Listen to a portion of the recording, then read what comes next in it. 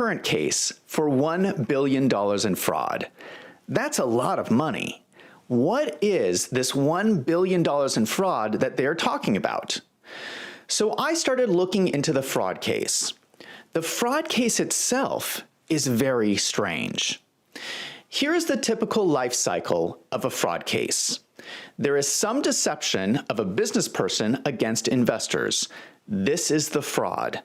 Then the fraud usually leads to a business failure.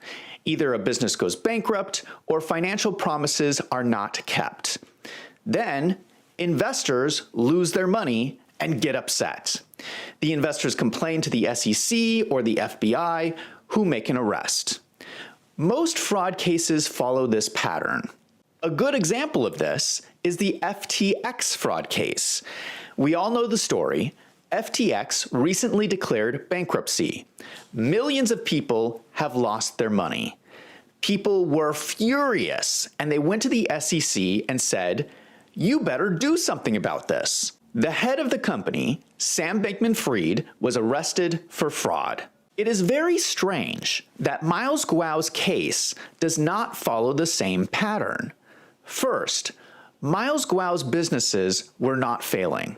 The only reason the businesses were shut down is because the SEC came in and froze all of his assets. The SEC shut the businesses down. Second, there are no angry investors. This is very odd. When you research fraud cases, it's usually very easy to find angry investors. They're usually out there screaming at the top of their lungs. In this case, I could not find any. So I started looking.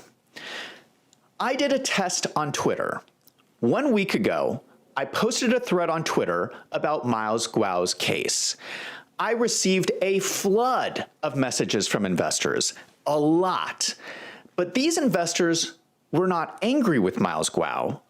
They were telling me that Miles Guo was innocent, and they were begging for the US government to stop oppressing them.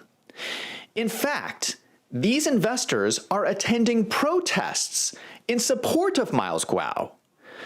This really took me by surprise. This is very strange behavior by investors in a fraud case.